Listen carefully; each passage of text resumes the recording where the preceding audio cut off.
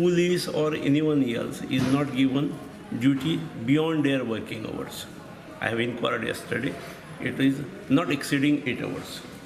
That is one thing. As regards food packets or water, drinking water, etc. is concerned, that is also taken care of. I have cleared the file. It is provision has been made for 4 days. That much I know. This could be an individual case where he may have some problem. I was told that the matter was very serious.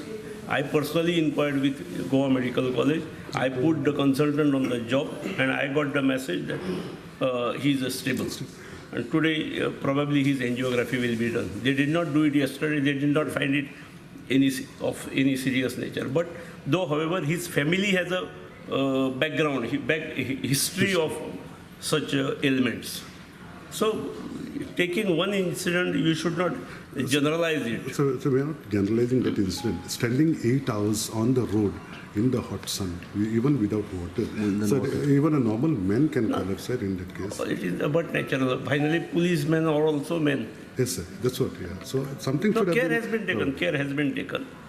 If it was not taken yesterday, it would be taken from today. Fine.